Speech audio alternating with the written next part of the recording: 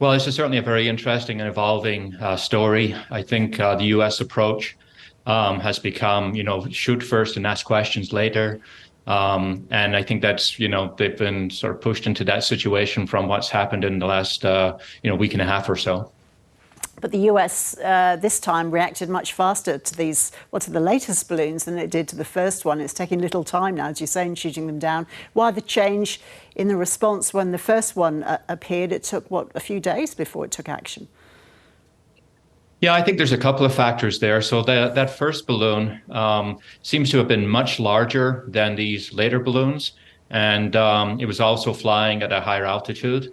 And so I think when the risk assessment was being made as to when and how to shoot down that first balloon, it was a key consideration about damage to property and people on the ground with it being so large.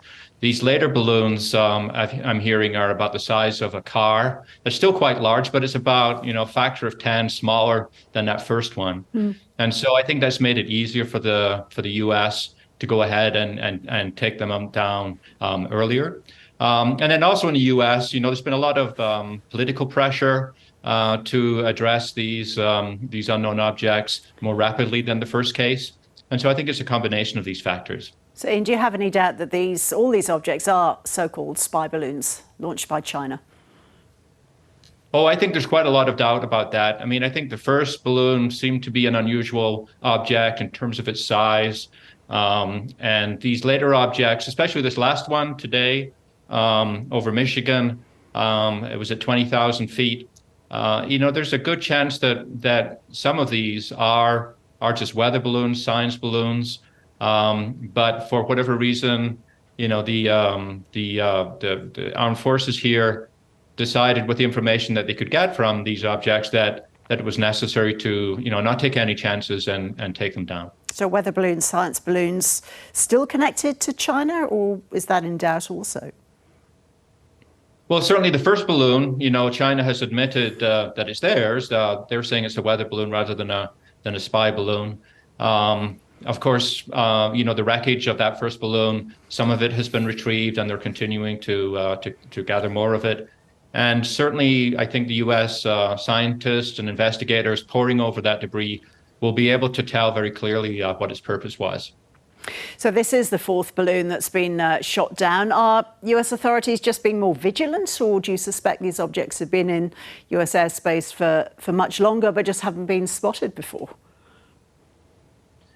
Well, I think they've probably been spotted and probably, considered, depending on the size of them and the altitude where they're flying, considered to be benign weather and science balloons. Now, whether China has figured that out and decided to try and take advantage of, that approach is not at all clear.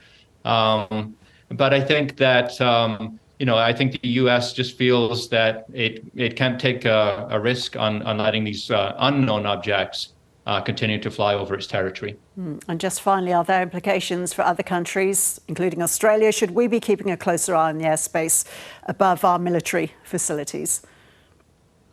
Well, I think all nations that can will be doing that to some extent. I think that countries take very seriously this idea of sovereign airspace, right? That another country cannot just fly into the skies above a nation unannounced. And unknown objects are always going to cause a problem, not just for the military, but for, the operation of commercial airplanes and flight for all of us. And so I think that if China is behind this in the end, I think that's part of the larger problem, which is it's an example of ignoring the norms of behavior that, have been accepted and agreed upon by the international community.